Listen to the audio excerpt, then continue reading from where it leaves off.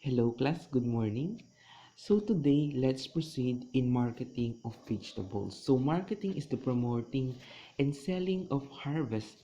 When marketing vegetable, planning is necessary to determine how can you successfully sell your products. So it is very important for you to sell your products in a very competitive way.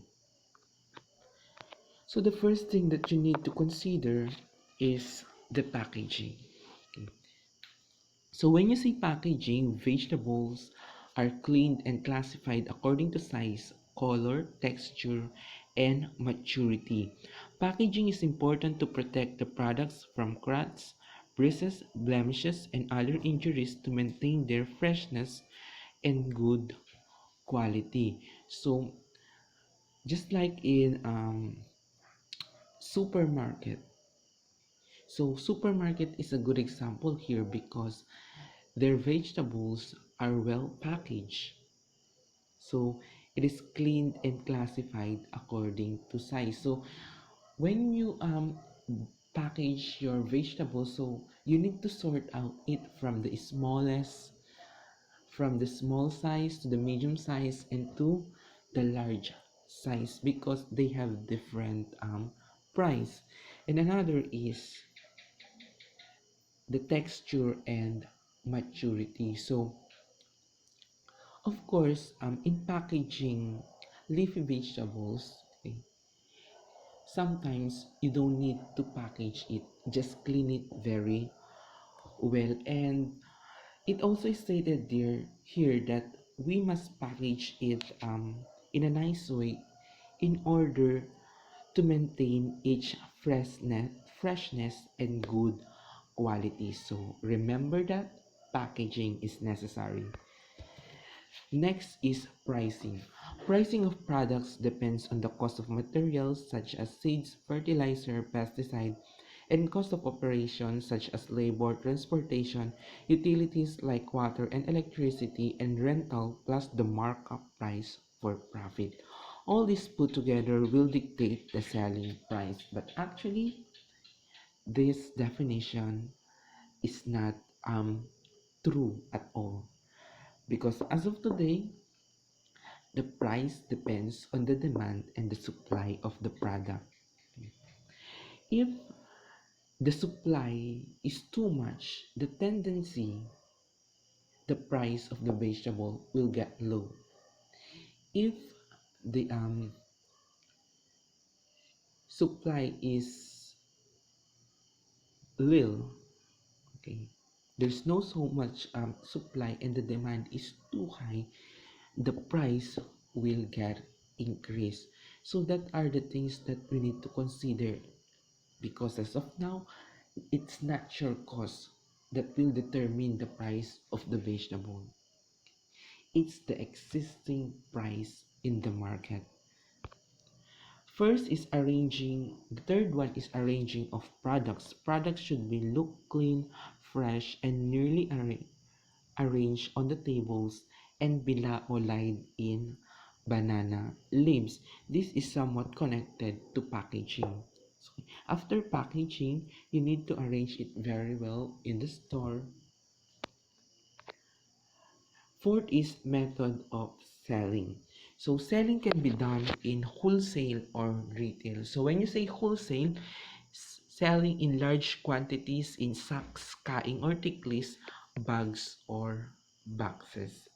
So when retail is selling by kilos, dozens, piles directly to customers. So wholesale happens most especially in the farm and retails happens in the public market or supermarkets. So let's proceed to selling techniques. So first is cash delivery sale. This requires the customer to pay cash for the purchased products before they are delivered. So you need to pay it in cash, then maybe after few days or maybe on the other day they will deliver the product.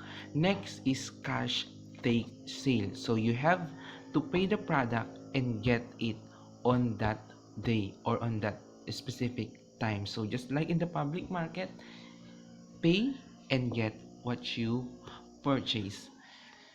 So charge delivery sale. The store will deliver the products to the premises of the customer which he or she purchased on credit. So charge delivery sale, it means that you buy it online through your credit card, then they will deliver it.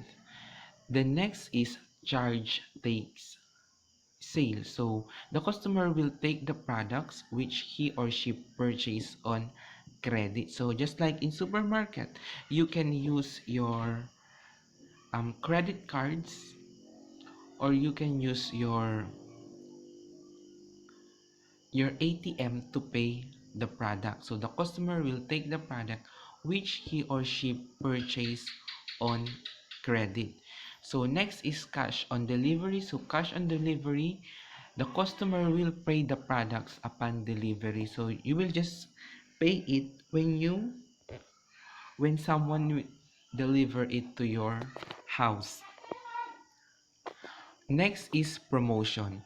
It is the act of informing the buyers about the product. First is personal promotion. When you say personal promotion, there is a face-to-face interaction between the seller and the customer. Next is advertising. Advertising can be done online. So you can post your products in your Facebook account or Facebook page so that everybody will get to know about it.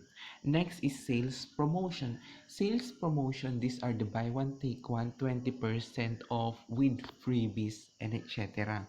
And next is product display. So your product, customers should can see your product, they can touch it, they can smell if it is in good quality. That's why in some supermarkets there are free taste. Okay.